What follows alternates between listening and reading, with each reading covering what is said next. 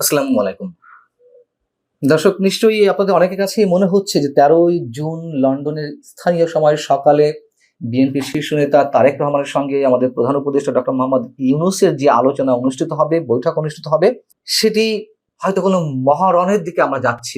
এই রণে, এই মহাযুদ্ধে কে জিতবে?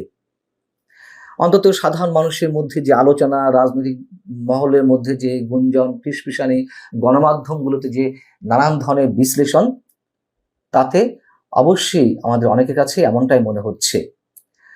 আসলে কি আলোচনা হবে?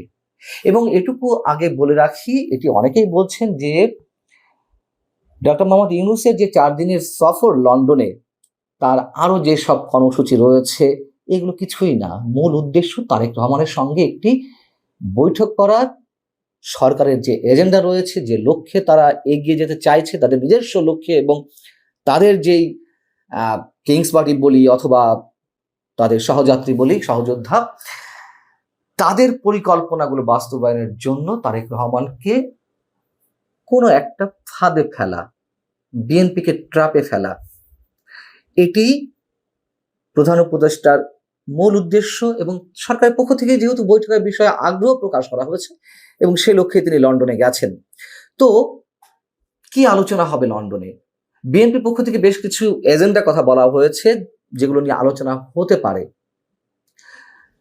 তারেক রহমান বা বিএনপি কতটুকু ফাঁদে পড়বে বা পড়বেন, সে বিষয়ে পরে আসছি। বিএনপির স্থায়ী কমিটির সদস্য, এই মুহূর্তে যিনি অনেক গুরুত্বপূর্ণ একজন নেতা, সালাউদ্দিন আহমেদ, তিনি বৃহস্পতিবার একটি বেসরকারি টেলিভিশন চ্যানেলকে দেওয়া সাক্ষাৎকারে যে কথাগুলো বলেছেন, তার কথাগুলোর মধ্যে আমরা বিএনপি অবস্থান সম্পর্কে খানিকটা উপলব্ধি করতে পারি। সালাউদ্দিন আহমেদ বলছেন যে একান্ত আলাপ করে একটা গ্রহণযোগ্য অবস্থানে পৌঁছাতে পারেন, তাহলে একটি সন্তোষজনক সমাধানে পৌঁছানো সম্ভব। ওকে, গুড, আলোচনা বিকল্প তো নেই। কিন্তু এই সরকার তো কারো প্রতিদ্বন্দ্বী নয়, প্রতিদ্বন্দ্বী হওয়ার কথা নয়। যদিও অন্য সবাইকে সরকার নিজে প্রতিদ্বন্দ্বী বানিয়েছে, যদি একটা রাজনৈতিক সরকার থাকতো, বুঝতাম যে বিরোধী দল এবং ক্ষমতাসীন দলের মধ্যে প্রতিদ্বন্দ্বিতা রয়েছে, সেখানে ছাড় দেওয়া না দেওয়ার বিষয়। এই সরকারের মূল লক্ষ্য তো একটি নির্বাচন দেওয়া। সেখান থেকে এখন বিএনপি আলোচনার বিষয় বলছে, বা সালাউদ্দিন আহমেদ যেটি বলেছেন, তা হচ্ছে বৈঠকে নির্বাচনের সময়সীমা পুনর্বিবেচনার বিষয়টি প্রাধান্য পাবে। এটা খুব ওপেন সিক্রেট, এটা তো আমরা জানি যে এপ্রিলের নির্বাচন ঘোষণা করা হয়েছে সরকারের পক্ষ থেকে, বা একটা টাইম ফ্রেম উল্লেখ করা হয়েছে, সেখানে বিএনপি ডিসেম্বর মধ্যে নির্বাচন চায়, এটা নিয়ে দেন দরবার হবে। কিন্তু পরক্ষণেই সালাউদ্দিন আহমেদ যে কথাটি বলছেন, তা হচ্ছে এরকম যে নির্বাচন ডিসেম্বরের আগেও হতে পারে, আবার ডিসেম্বরের পরে একটি যৌক্তিক সময় নির্ধারণ করা যেতে পারে। সবই নির্ভর করছে আলোচনার ফলাফলের উপরে। এই কথা বিএনপি এর আগেও বলেছে, আমরা এ নিয়ে আলোচনাও করেছি যে ফেব্রুয়ারির প্রস্তাব তারেক রহমান দিতে পারেন। আচ্ছা, কেন বিএনপি ফেব্রুয়ারির দিকে দিতে চাচ্ছে, বা খুব বেশি হলে সেই পর্যন্ত দিতে চায়?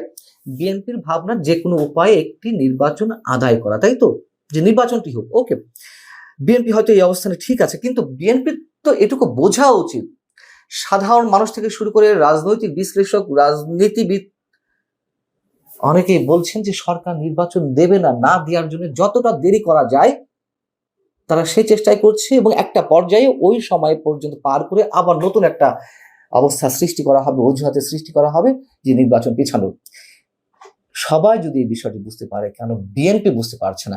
আচ্ছা, ধরুন যে বিএনপি যে ফেব্রুয়ারি প্রস্তাব দিবে, যদি দেয়, তাহলে প্রধান উপদেষ্টা সেক্ষেত্রে যদি বিষয়টি মেনে নেন, তারপরেও কি আমরা আমাদের মধ্যে অনেক কিন্তুর জন্ম দিব না, অনেক কিন্তুর সৃষ্টি হবে না? তার কারণ যে সংস্কারে মোলা ঝুলিয়ে রাখা হয়েছে, যে সংস্কার সংস্কার সংস্কার করে তারপর নির্বাচন, প্রধান উপদেষ্টা ডক্টর মোহাম্মদ ইউনূস এটি তো বরাবরই বলে আসছেন যে সংস্কারের বিষয়ে রাজনৈতিক দলগুলো যতটুকু ঐকমত্যে পৌঁছাবে ততটুকু সংস্কার করে নির্বাচন। তাহলে এখন সংস্কার বিষয়টি তো আলাদা হয়ে যাচ্ছে, এবং এ পর্যন্ত যে কটি বিষয়ে ঐকমত্য সৃষ্টি হয়েছে, বিএনপি পক্ষ থেকেই বলা হয়েছে বা অন্যান্য রাজনীতিবিদরাও বলছেন যে এগুলো 1 মাস 2 মাসের ব্যাপার সংস্কার করা। তাহলে কেন ফেব্রুয়ারি পর্যন্ত যেতে হবে? যদি সরকার মেনে নেয়ও ফেব্রুয়ারি, আমাদেরকে অবশ্যই ধরে নেওয়ার যথেষ্ট অবকাশ রয়েছে যে এটিও একটি খেলা হবে। এটি সরকার হয়তো যদি মেনে নেয়, আমি আগেও বলেছি, সেটি ধরে নিতে হবে যে ডিসেম্বরের মধ্যে নির্বাচন না হওয়া মানে সরকার নির্বাচন দিতে চাইছে না, এটাই নিশ্চিত। এই বিষয়ে আর কোনো দোদুল্যমনতা কোনো কিছু থাকবে না। সালাউদ্দিন আহমেদ আরো যে কথাটি বলেছেন তা হচ্ছে নির্বাচনকালীন সরকারের নিরপেক্ষতা নিয়েও জোর আলোচনা হবে। নিরপেক্ষতা নিশ্চিত করাটা অত্যন্ত গুরুত্বপূর্ণ। খুব স্বাভাবিক, অনেক আগে থেকেই অনেকেই বলে আসছে আমরা যে এই সরকার নিরপেক্ষতা হারিয়েছে, এই সরকারের অধীনে কিভাবে নির্বাচন হবে, সেটি কিভাবে নিশ্চিত করবে যে সরকার নিরপেক্ষ। এবং সরকারের যে 3 উপদেষ্টা, জাতীয় নিরাপত্তা উপদেষ্টা ডক্টর খলিলুর রহমান কিংবা আসিফ মাহমুদ সজীব ভুঁইয়া অথবা মাহফুজ আলম, তাদের কি পদত্যাগ করানো হবে? নিরপেক্ষতা কিভাবে নিশ্চিত করা হবে? আরো বড় কথা, অনেকে বলছেন লন্ডনের চ্যাথাম হাউসে যেই বক্তব্য আমরা শুনলাম, ডক্টর মোহাম্মদ ইউনূসের বিভিন্ন প্রশ্নের উত্তর শুনলাম, তার মধ্যে কিন্তু একটি হাইপ এরই মধ্যে তোলা হয়েছে। সাংবাদিকদের মধ্যে কেউ কেউ, সরকারের অনুগত হিসেবে পরিচিত কেউ কেউ বলেছেন যে কেন রেফারেন্ডাম দেওয়া হচ্ছে না সংস্কার ইস্যুতে। অনেকেই এটি আলোচনা করছেন যে যেহেতু 5 বছর ডক্টর মোহাম্মদ ইউনূস ক্ষমতায় থাকে, এরকম একটি হাইপ তোলা হয়েছে, এরকম একটি রব তোলা হয়েছে, ঠিক সেই জায়গা থেকে এখন রেফারেন্ডামের কথা তোলা হচ্ছে। এবং ডক্টর মোহাম্মদ ইউনূসের মূল যে উদ্দেশ্য তারেক রহমান পর্যন্ত পৌঁছে তার সঙ্গে আলোচনা করা, সেটি হচ্ছে জুলাই সনদে বিএনপিকে রাজি করানো। বিএনপি যদি কোনোভাবে কনভিন্স হয়ে জুলাই সনদে একমত পোষণ করে যে না, তারা একসাথে ঐক্যমতের ভিত্তিতে জুলাই সনদ দিবে, বা সরকার যেভাবে চাচ্ছে তাতে সম্মতি আছে, অনেকেরই ধারণা বিএনপির নিজের পায়ে কুড়াল মারা হবে। জুলাই সনদ যদি একবার ঘোষণা হয়, তার পরিপ্রেক্ষিতে রেফারেন্ডামের প্রশ্ন আসতে পারে, যেখানে একটি কথিত গণভোটের আয়োজন করে ডক্টর মোহাম্মদ ইউনূসকে 5 বছর ক্ষমতায় থাকানোর একটা অপচেষ্টার চেষ্টা করা। সেই বিষয়টি নিশ্চয়ই তারেক রহমান মাথায় রাখবেন।